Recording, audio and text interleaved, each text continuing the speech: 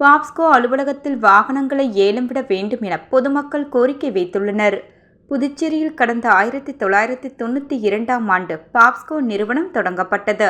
அதனைத் தொடர்ந்து காய்கறி அங்காடி, மருந்தகம், பெட்ரோல் பங்குகள், மதுக்கடைகள் நடத்தப்பட்டு அதில் அதிக வரவேற்பு கிடைத்தது. இந்த நிறுவனம் தொடங்கப்பட்ட போது 23 ஊழியர்கள் இருந்தனர். தொடர்ந்து ஆட்கள் எண்ணிக்கை அதிகரித்து வந்தது. 700க்கும் மேற்பட்ட ஊழியர்கள் பணிபுரிந்தனர். அளவுக்கு அதிகமாக பணியாட்கள் நியமனம், நிர்வாக சீர்கேடு காரணமாக பாப்ஸ்கோ நிறுவனம் நஷ்டத்திற்கு சென்றது. இதனைத் தொடர்ந்து கடந்த 2019ஆம் ஆண்டு அக்டோபர் மாதம் பாப்ஸ்கோ நிறுவனம் முற்றிலும் மூடப்பட்டது.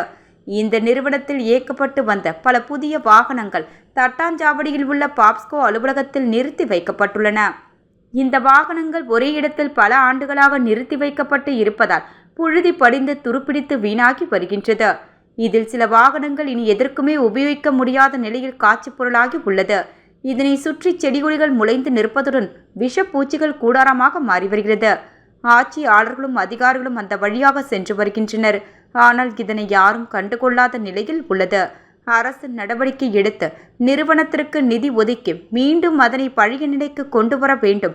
இல்லையென்றால் பயன்படுத்த முடியாத வாகனங்களை ஏலம் விட நடவடிக்கை எடுக்க வேண்டும் என பொதுமக்கள் கோரிக்கை வைத்துள்ளனர்.